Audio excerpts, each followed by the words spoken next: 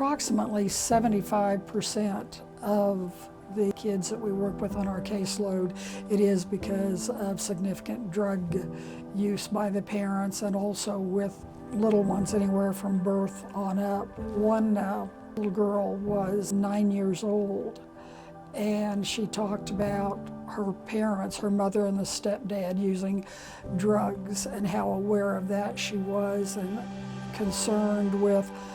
that it could affect her. She could tell me where the drugs were placed, where the parents hid them in the house. She could describe the process of them using them, and at 9 years old, one of the things that she commented on is that she would not eat off of a spoon or dishes in the house unless she washed them first, because she had seen her mom and the stepdad use the spoon and the dishes for their drugs. What they did for her was to meet with her on a regular basis, to see how she was doing in the home, to see if she had anything that she was concerned about, if there was anything that she was fearful about, to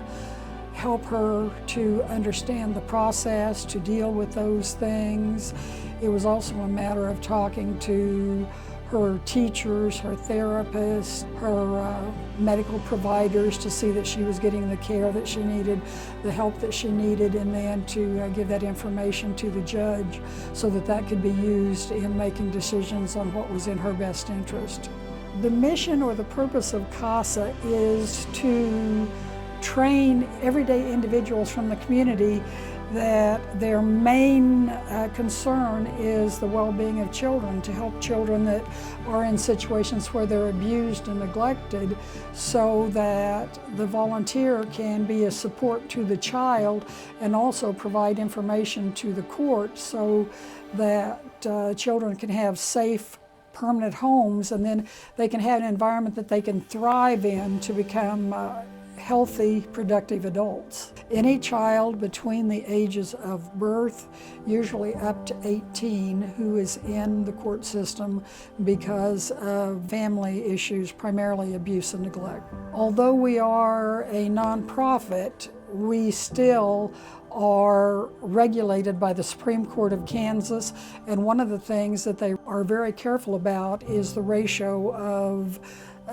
children that can be supervised by a staff person. So we have to have a required amount of staff to serve the children that we serve.